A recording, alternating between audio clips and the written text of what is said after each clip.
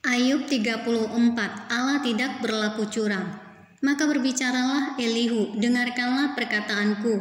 Kamu orang-orang yang mempunyai hikmat, berilah telinga kepadaku. Kamu orang-orang yang berakal budi, karena telinga itu menguji kata-kata.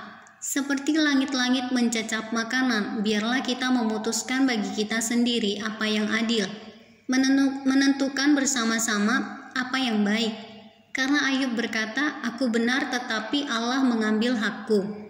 Kendati aku mempunyai hak, aku dianggap berdusta. Sekalipun aku tidak melakukan pelanggaran, lukaku tidak dapat sembuh lagi.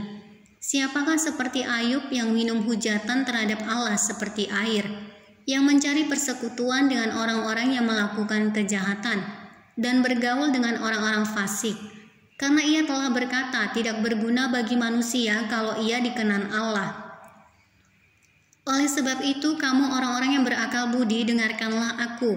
Jauhlah daripada Allah untuk melakukan kefasikan, dan daripada yang maha kuasa untuk berbuat curang. Malah ia mengganjar manusia sesuai perbuatannya, dan membuat setiap orang mengalami sesuai kelakuannya. Sungguh Allah tidak berlaku curang, yang maha kuasa tidak membengkokkan keadilan. Siapa mempercayakan bumi kepadanya? Siapa membebankan alam semesta kepadanya? Jikalau ia menarik kembali rohnya dan mengembalikan nafasnya padanya, maka binasalah bersama-sama segala yang hidup, dan kembalilah manusia kepada debu.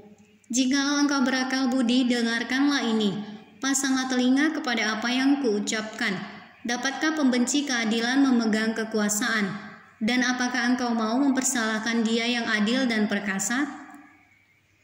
Dia yang berfirman kepada raja, hai orang dursila, kepada para bangsawan, hai orang fasik. Dia yang tidak memihak kepada para pembesar, dan tidak mengutamakan orang yang terkemuka daripada orang kecil, karena mereka sekalian adalah buatan tangannya.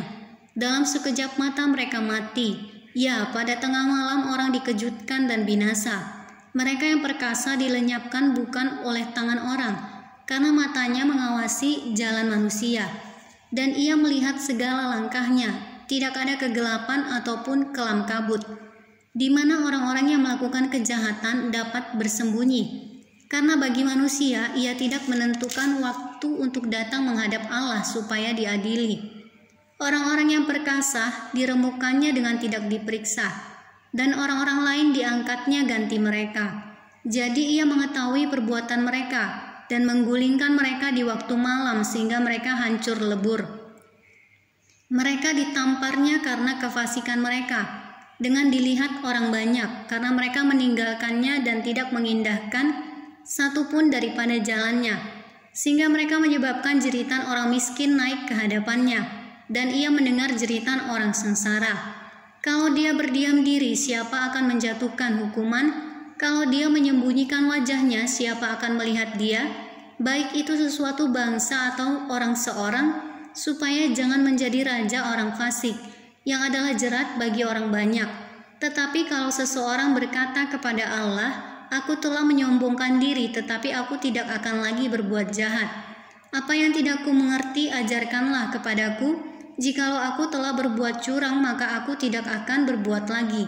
Menurut hematku, apakah Allah harus melakukan pembalasan karena engkau yang menolak? Jadi engkau jugalah yang harus memutuskan, bukan aku. Katakanlah apa yang engkau tahu. Maka orang-orang yang berakal budi dan orang yang mempunyai hikmat yang mendengarkan aku akan berkata kepadaku, Ayub berbicara tanpa pengetahuan dan perkataannya tidak mengandung pengertian. Ah, kiranya Ayub diuji terus-menerus karena ia menjawab seperti orang-orang jahat. Karena ia menambahkan dosanya dengan pelanggaran. Ia mengepalkan tangan di antara kami dan banyak bicara terhadap Allah.